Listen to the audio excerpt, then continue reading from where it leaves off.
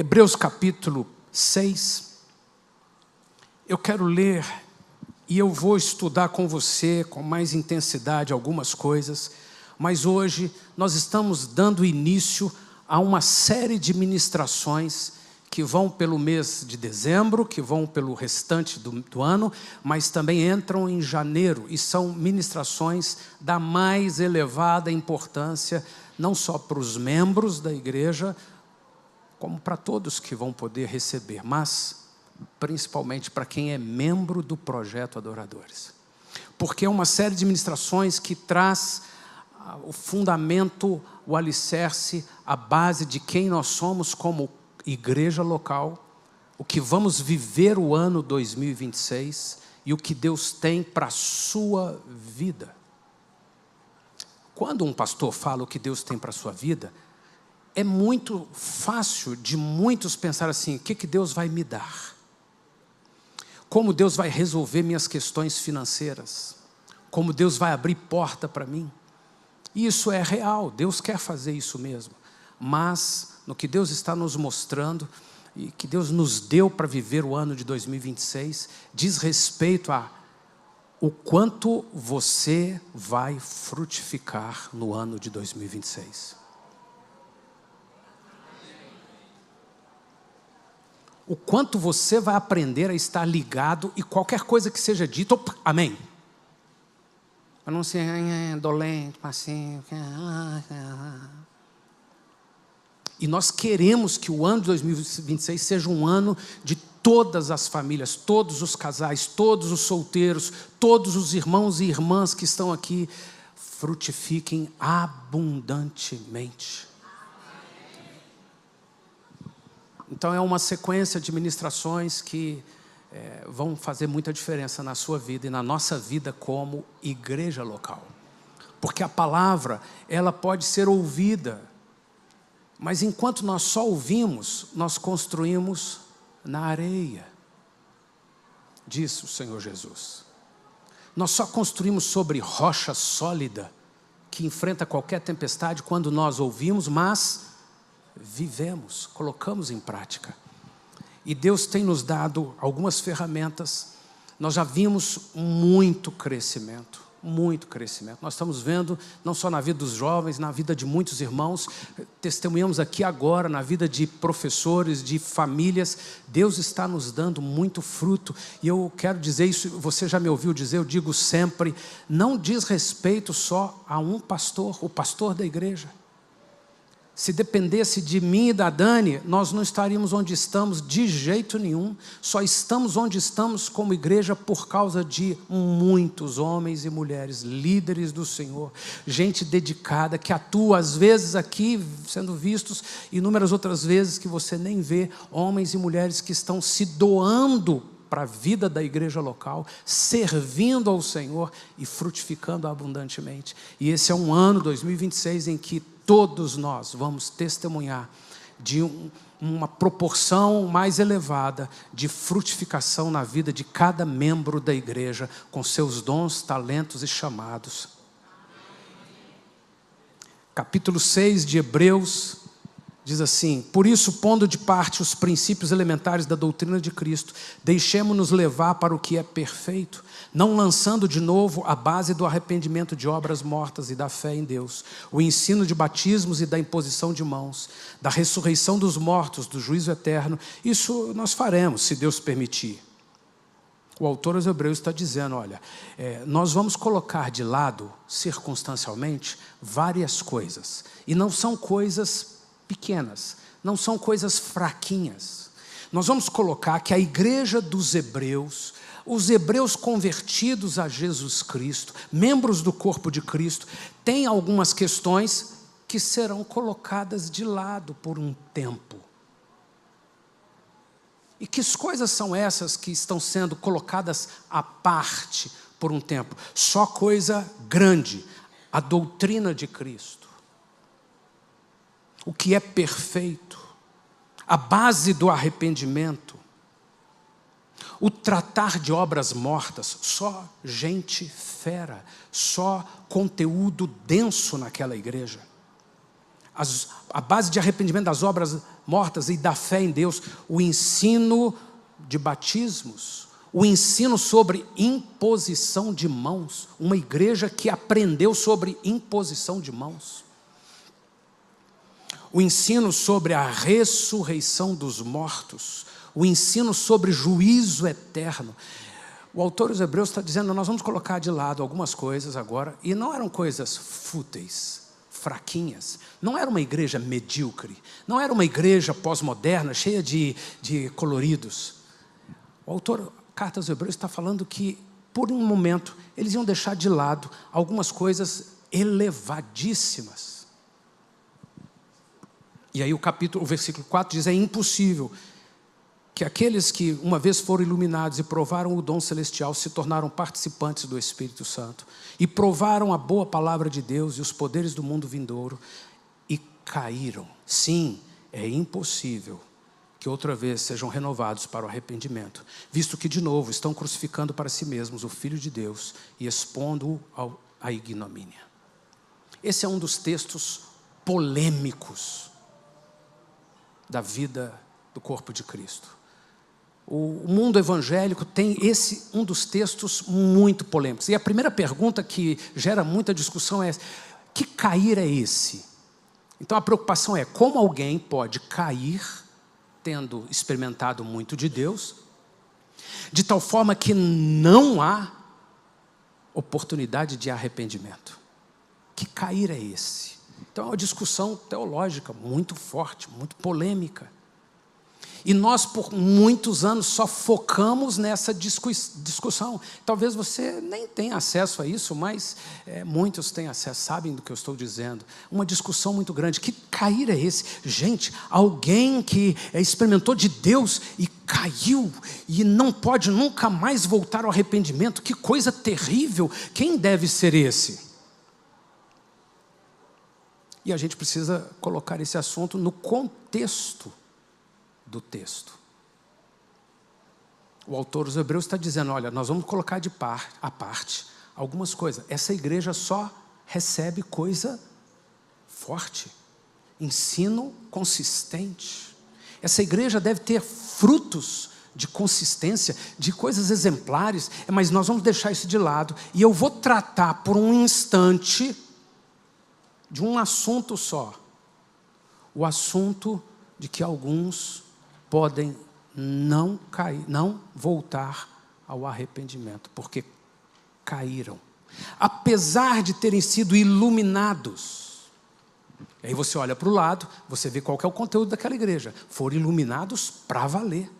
Apesar de terem provado o dom celestial, a dádiva de Deus, Jesus Cristo, o Espírito Santo, o ensino, o crescimento, você olha para o lado, tem um mundo de coisas para a gente ver como era aquela igreja. Apesar de terem sido participantes do Espírito Santo, porque aquele conteúdo todo que ele pôs de lado era conteúdo de obra do Espírito Santo na vida daquelas pessoas. Apesar de tudo isso, caíram.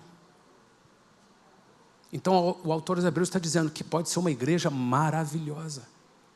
E todos aqui têm liberdade, assim, eu não gosto desta igreja, eu não gosto ou não gostava de outra igreja, e ir para a igreja que achar maravilhosa. Todos nós temos essa liberdade. Nenhum de nós veio, nem eu mesmo e a Dani como pastores, viemos para essa igreja porque nós nos sentimos obrigados. Não, foi Deus que gerou alguma coisa. E a qualquer momento, qualquer um de nós pode ir para qualquer igreja que, eu prefiro a outra igreja. Mas nós vamos descobrindo que mesmo as igrejas com um conteúdo tão rico como essa que o autor dos Hebreus escreve, alguns caem, alguns erram.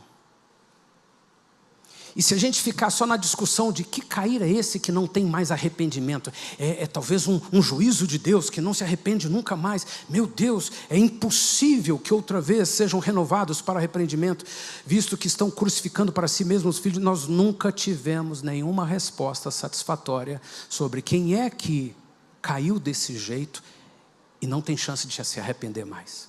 Nós nunca encontramos uma resposta para esse dilema teológico. Mas isso não está na Bíblia por acaso. Então tem um caminho de pensarmos sobre isso.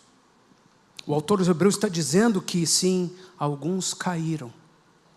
Alguns, apesar de receber tanto conteúdo do reino de Deus,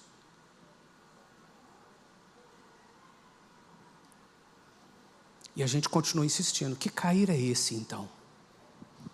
E há um segredo aqui que é a gente tirar o foco do cair e colocar o foco no arrependimento.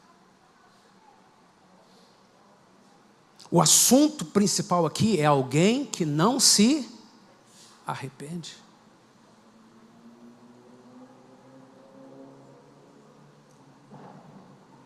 Nós não temos muitos recursos ou muitos resultados focando em que cair é esse. Quem é que caiu desse jeito? Eu não, graças a Deus, não. Talvez seja assim, só alguém que blasfema contra o Espírito Santo, ou só alguém que... A gente pode ir imaginando coisas, mas o foco não pode ser cair.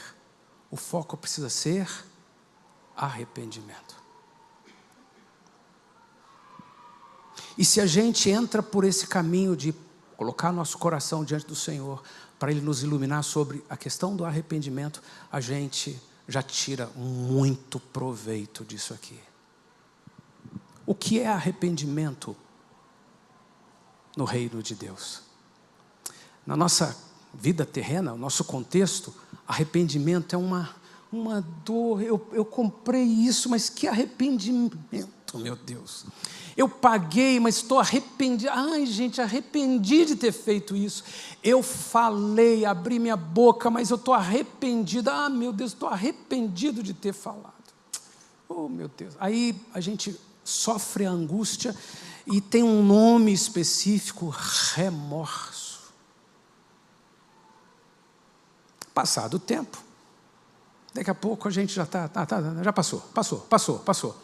E é possível que a gente até erre de novo, se arrependa de novo, no sentido de remorso, mas continue no mesmo caminho.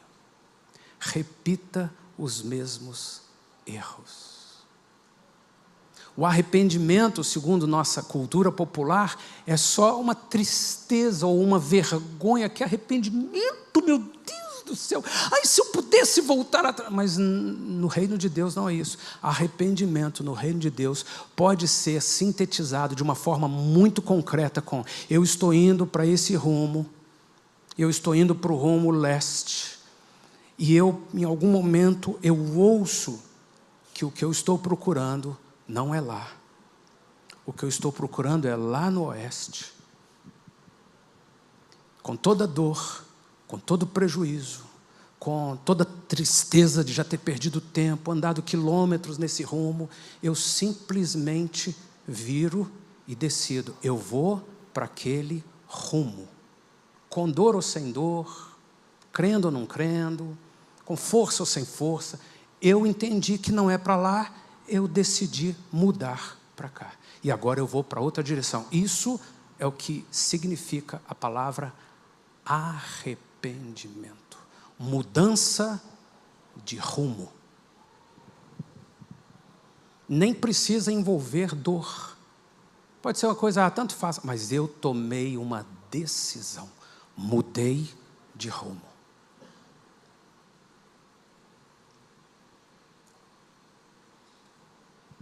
Aqueles irmãos, com tudo aquilo que o autor dos Hebreus pôs à parte, conhecimento profundo da palavra, doutrina de Cristo, o que é perfeito, a base do arrependimento de obras mortas, fé em Deus, ensino de batismo, imposição de mãos, a ressurreição de mortos. A ressurreição de mortos era um assunto polêmico demais, quase central na questão das discussões teológicas, desde o início, sobre juízo eterno. Os irmãos...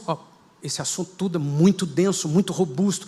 Apesar de todo esse assunto, haviam pessoas naquele lugar que nunca se arrependiam.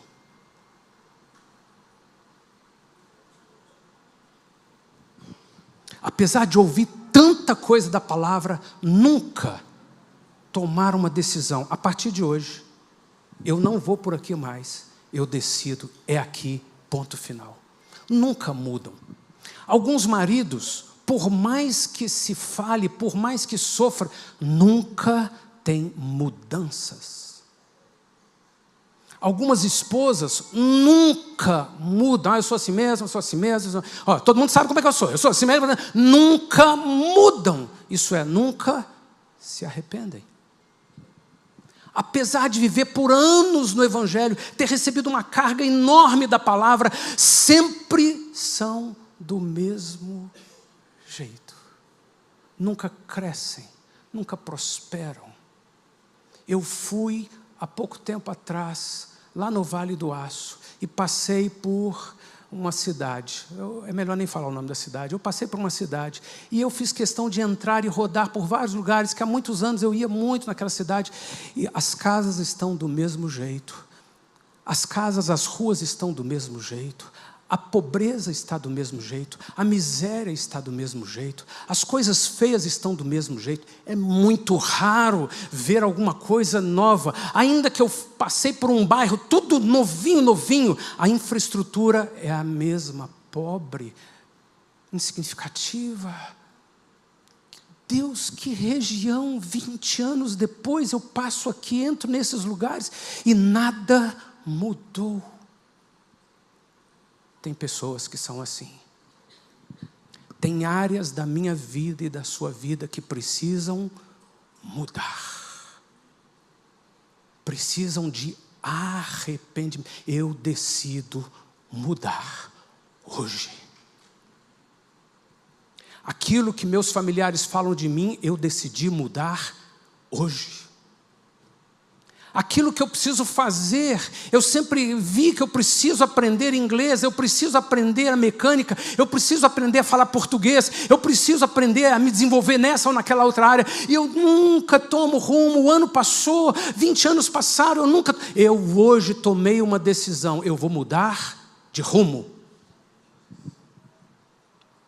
porque eu não quero ser esse tipo de gente, que apesar de ter recebido tanto conteúdo, nunca se arrepende. Nunca muda. Eu estou pondo minha vida diante do Senhor. Eu quero dizer, Senhor, esse ano foi rápido demais. Mais do que os outros anos. E eu sei conscientemente que não foi rápido. Ele tem o mesmo número de dias, de horas, de minutos, de segundos que todos os outros anos da minha vida. Mas a correria, as atrações, divertimento, entretenimento, as distrações, a tecnologia, o mundo, a malignidade, isso tudo nos fazendo virar todos os dias, todos os meses, o ano todo, numa correria, e eu só me deixo levar. Não, eu decidi, eu vou parar agora, e eu vou tomar algumas atitudes, e eu vou experimentar na minha vida que eu sou uma pessoa que muda. Eu não quero ser alguém que, apesar de participar da igreja, de receber tanta mensagem, de ter o Espírito Santo dentro de mim, continuo mesmo cabeça dura, as mesmas coisas, do mesmo jeito, nada muda, nada cresce, nada prospera, nada, Senhor, manifesta luz, manifesta graça, manifesta frutos. Eu quero algumas mudanças no meu jeito de ser comigo mesmo, no meu jeito de ser com o Senhor, no meu jeito de ser com meu marido, com minha esposa, com os meus filhos, com os meus pais, com as pessoas, com a igreja, no meu jeito de ser com as coisas, porque eu estou vendo que as coisas não mudam à minha volta. Sou eu que tenho que mudar.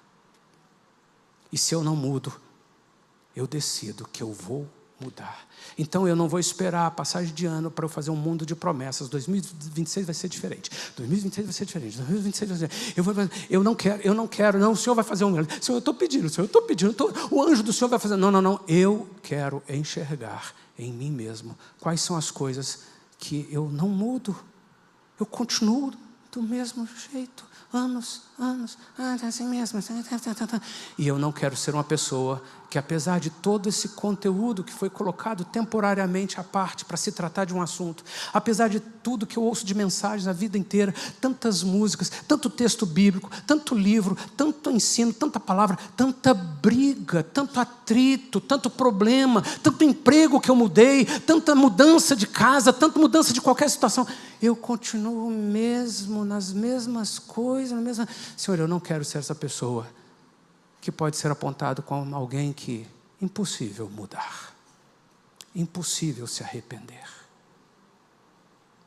Apesar de ter sido iluminado pelo Espírito Santo, apesar de ter experimentado coisas profundas do Senhor, é impossível que se arrependa. E ao invés de olhar isso como uma maldição que Deus pôs sobre uma pessoa, eu quero olhar sobre, talvez seja a minha condição, em alguma área, eu sou desse jeito, todo mundo sabe desse jeito, todo mundo pisa em ovos porque eu sou desse jeito, todo mundo já se prepara porque eu sou desse jeito.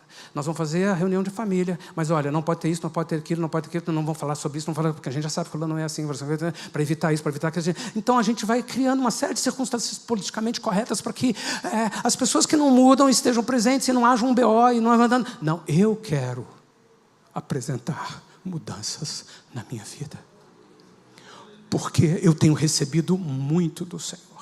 Eu quero finalizar esse ano de 2025 pronto diante do altar do Senhor para algumas mudanças. Por mais que as circunstâncias já acomodadas, construídas e bem construídas, lícitas, maravilhosas, me tragam uma convicção de conforto, segurança, eu quero deixá-las. E eu quero encarar desafios de pouca segurança, de pouco conforto, mas guiado pelo Espírito Santo para algumas mudanças no meu jeito de pensar, no meu jeito de falar, no meu jeito de agir, no meu jeito de decidir, porque eu vou entrar um ano de 2026, um ano em que eu vou dar frutos que eu nunca dei na minha vida, porque eu vou experimentar a boa, perfeita e agradável vontade de Deus, uma vez que eu terei mudado, me arrependido na forma de pensar, de sentir, de falar, de agir, e as pessoas verão. Fecha os teus olhos, olha o Senhor.